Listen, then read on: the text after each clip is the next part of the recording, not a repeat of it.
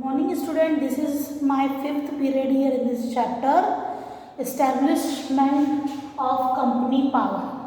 Open at page 8 children. Today we start our new fresh topic, Battle of Buxar. Okay, in 1764. So what is given here in the Battle of Buxar? So let's read out the para. Keep your finger on the para. After being ousted by the East India Company, Mir Qasim joined hands with Sujauddullah, the Nawab of Awadh, against the East India Company. Children, last period में मैंने आपको सिराजुद्दौला को कैसे defeat किया ये बताया था मैंने. मीर जाफ़र जो थे उन्होंने ब्रिटिश ईस्ट इंडिया कंपनी के साथ हाथ मिला लिया था और सिराजुद्दौला को किल करवा दिया था, मतलब मार डाला था. क्लियर.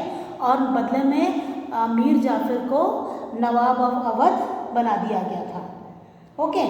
देन मीर कासिम को उन्होंने बनाया था फिर नवाब ऑफ अवध, लेकिन ईस्ट इंडिया कंपनी ने मीर कासिम को रिप्लेस करके फिर से मीर जाफ़र को नवाब ऑफ अवध बना दिया था. नवाब ऑफ बंगाल बना दिया था.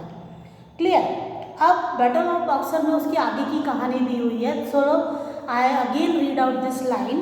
After being ousted by the East India Company, यानी ousted मतलब मीर कासिम के बारे में बात हो रही है. After being ousted by the East India Company, यानी ईस्ट इंडिया कंपनी जब मीर कासिम को हटा दिया था उसके बाद की बात हो रही है, यानी मीर कासिम को हटाने के बाद की बात हो रही है.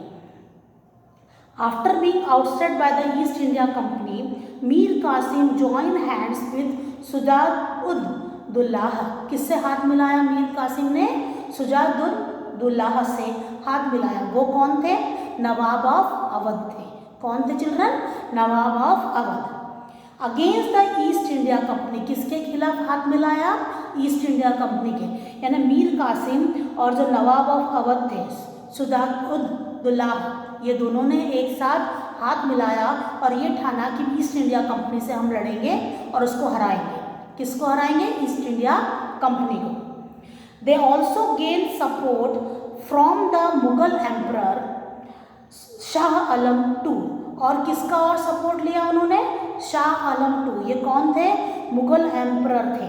ठीक है, अंडरलाइन करो कि किसके साथ हाथ मिलाया और किसका सपोर्ट गेन किया. Shah Alam to. They clashed with the forces of the East India Company at Buxar in 1764. अब वो हार गए. ठीक है, उन्होंने लड़ाई की है ना ईस्ट इंडिया कंपनी से बक्सर में. कब? 1764 में.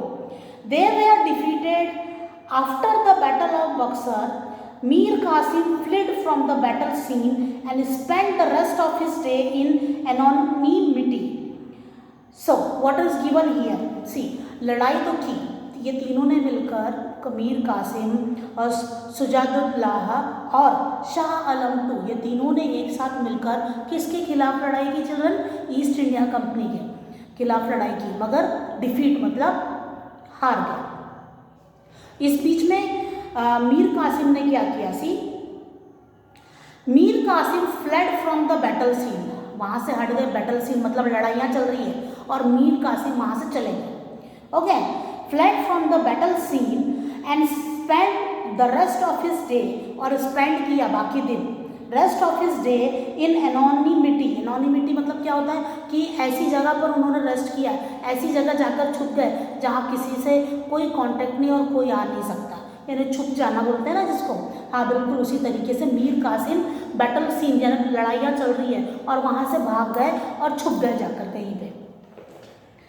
Battle Shuja-ud-Daula escaped to Rohilkhand and Awadh was annexed by the East India Company. अब सुजाउद्दौला ने क्या किया? वो भी वहाँ से निकल गए, है ना. by the escape to Rohilkhand and Awadh was annexed by the वहाँ से escape हो गए. और जब रोहिलखंड और अवध किसके अंडर आ गया था? ईस्ट इंडिया कंपनी के अंडर आ गया था. तो सुजाउद्दौला भी वहाँ से चले गए, मीर कासिम भी चले गए और सुजाउद्दौला भी चले गए. सो The Mughal Emperor Shah Alam II joined hands with the British. He also gave the East India Company the Diwani rights, that is the right to collect revenue in Bengal, Bihar and Orissa. अब तीसरे बच गए थे Shah Alam II, वो भी हार तो face करना ही पड़ा था, तो इन्होंने तीसरे जो पर्सन थे शाह आलम II ने, इन्होंने ब्रिटिश ईस्ट इंडिया कंपनी के साथ अपने हाथ मिला लिए, मतलब उनके साथ ज्वाइन हो गए, क्लियर। और उनको क्या दे दिया, दीवानी राइट्स। दीवानी राइट्स मतलब क्या होता है चिल्ड्रन, रेवेन्यू कलेक्ट करने का हक दिया।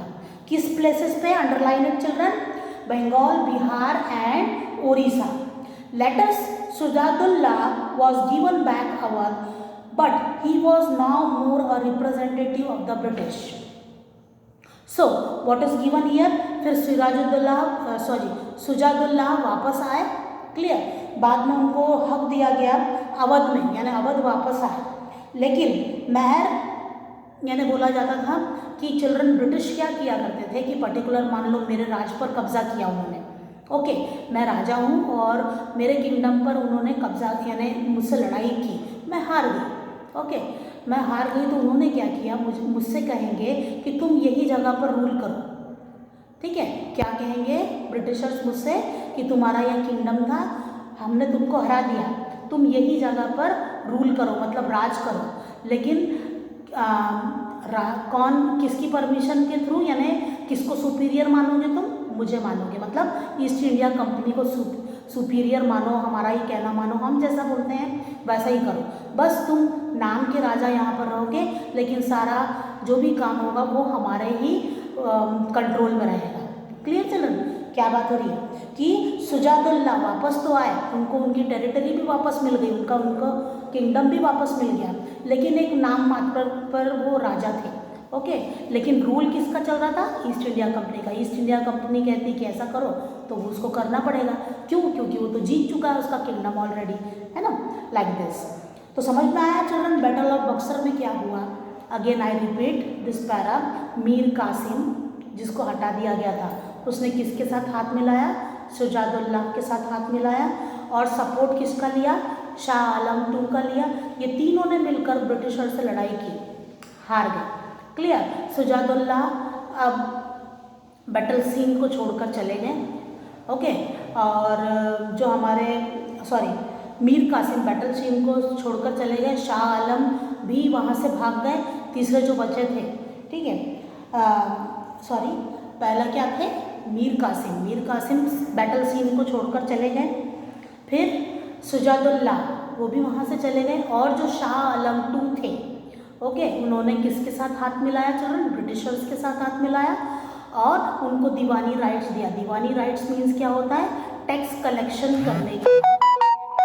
सपोज ये गोंदिया है, गोंदिया में गवर्नमेंट टैक्स कलेक्ट करती है, क्लियर, वैसे ही टैक्स कलेक्ट करने का हक उन्होंने ब्रिटिशर्स को दिया, किसने, शाह आलम II ने। और वो कौन सी जगह थी चिल्ड्रन, बिहार, बंगाल एंड उड़ीसा, ये तीनों जगहों पर दीवानी राइट्स। तो टैक्स कलेक्शन करने का वर्ड क्या यूज़ हुआ है, दीवानी rights, okay.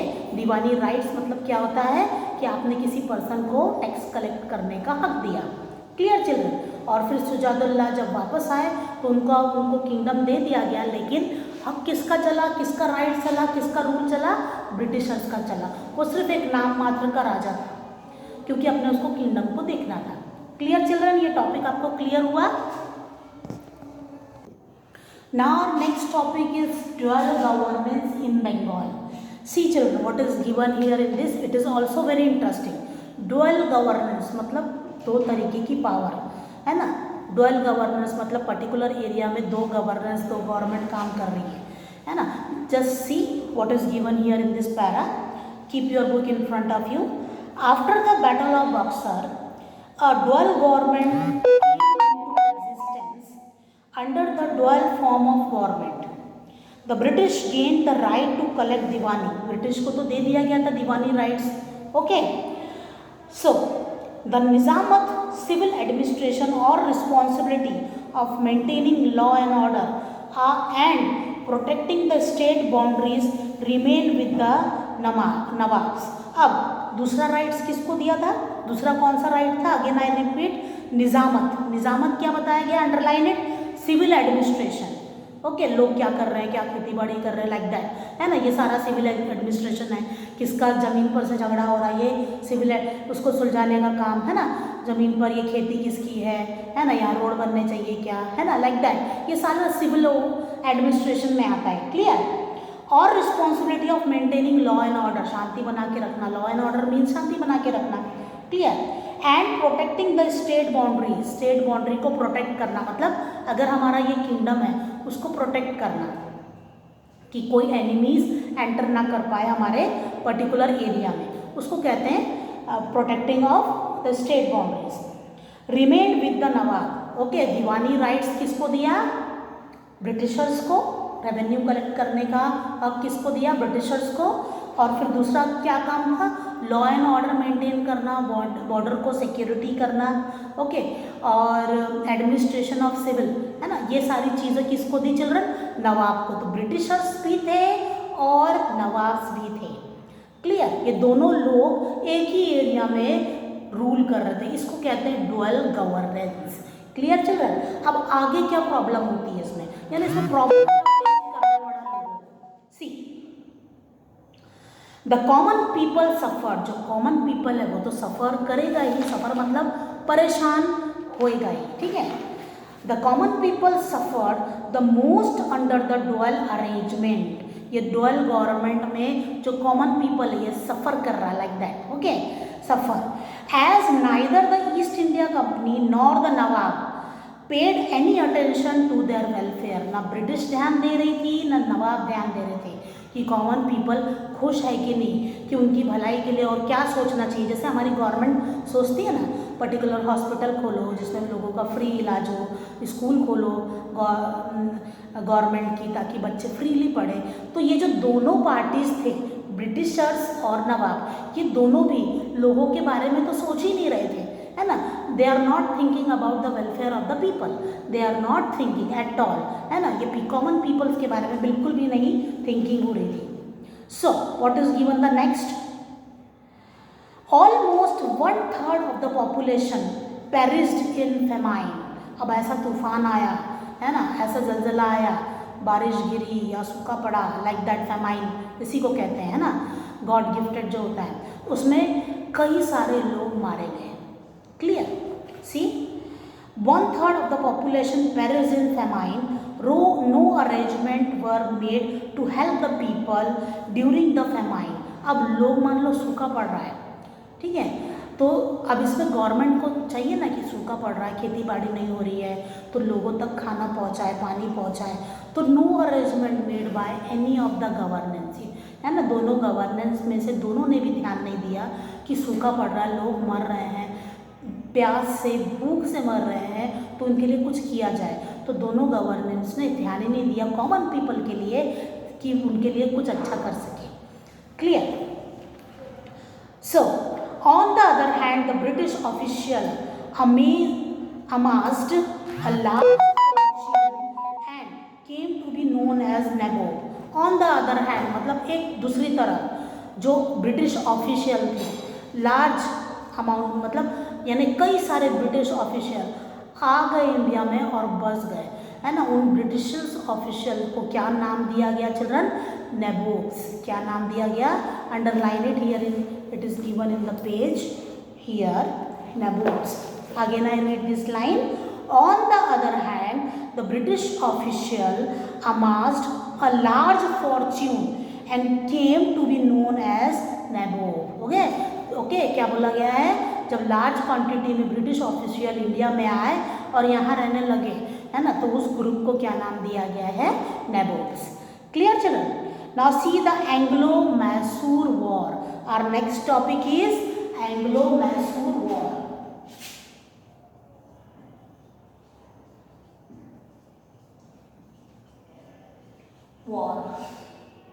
It is also very interesting children. Clear. अब ब्रिटिशर्स ट्रेड तो करने आए थे, लेकिन उनको रूलिंग करना पड़ा, है ना, उनको लगा कि यहाँ रूल करने में ज़्यादा फायदा है ना।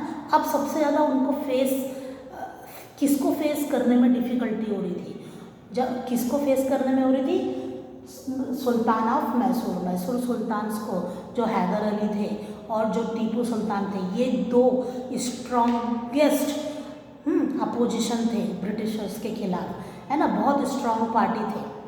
ओके, तो कई बार उन्होंने सोचा कि जब तक कि अगर हमको मैसूर में अपना एडमिनिस्ट्रेशन चलाना है तो इन दोनों सुल्तानों को, इन दोनों कौन, हैदर अली और टीपू सुल्तान, इन दोनों को हराना पड़ेगा। क्लियर? तो इसमें उन्होंने क्या किया, see let's read the para. During the quest to expand their territory the East India company face strong opposition from Mysore. Strong opposition मतलब मैसूर में उनको काफ़ी डिफिकल्ट लग रहा था कि हमारा एडमिनिस्ट्रेशन यहाँ फैल नहीं पाएगा। ये दोनों जो सुल्तान्स हैं, है ना, टीपू सुल्तान और हैदर अली, ओके, ये तो बहुत ही कट्टर है, मतलब बहुत पावरफुल है, like that. Under the astute leadership of Hyder Ali and Tipu Sultan, Hyder Ali father थे, Tipu Sultan son, the Anglo Mysore war took place in the late 18th century. Anglo Mysore war जिसके बारे में हम पढ़ रहे हैं, okay, took place in the late 18th century. 18th century में ये दोनों के बीच, Britishers and the sultans of Mysore, okay, ये दोनों के बीच लड़ाइयाँ हुई, lasting over a period 3 decade. 30 सालों तक लड़ाइयाँ चलती, 30 सालों में उन्होंने कई बार लड़ाइयाँ की। Mysore was initially able to protect and maintain the independence against the British. कई बार मैसूर जीत गया ब्रिटिशर्स से, ब्रिटिशर्स हार गए, okay. However with the help of Nizam of Hyderabad, अब ब्रिटिशर्स ने क्या किया, किसकी हेल्प ली, निज़ाम ऑफ हैदराबाद के लिए। The British were able to defeat Hyder Ali, Tipu Sultan waged two war against the British.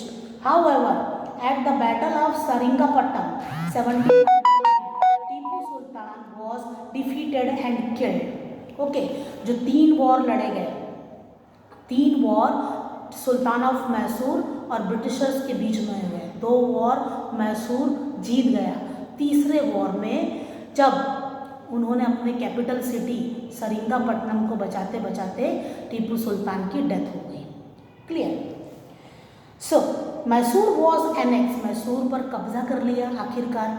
30 सालों तक लड़ाई करी उसने, 3 बार लड़ाइयाँ करी 30 सालों में, 3 बार लड़ाइयाँ करी, 2 बार ब्रिटिशर्स को हराया, तीसरी बार सरिंगापट्टनम जो कैपिटल सिटी थी, ओके, उसको बचाते बचाते टीपू सुल्तान की डेथ हो गई। आखिरकार मैसूर पर किसका कब्जा हुआ चिल्ड्रन? यस, ब्रिटिशर्स का। Mysore was annexed by the British, the Nizam of Hyderabad and the Marathas, है ना, ब्रिटिश और निज़ाम ऑफ हैदराबाद और मराठा, है ना, ये सब लोग मिले हुए थे और इन्होंने टीपू सुल्तान और हैदर अली को डिफीट कर दिया। यहाँ तक के हमारा ये पीरियड खत्म होता है। नेक्स्ट टॉपिक हम नेक्स्ट क्लास में लेंगे, तब तक के लिए bye bye, have a good day children.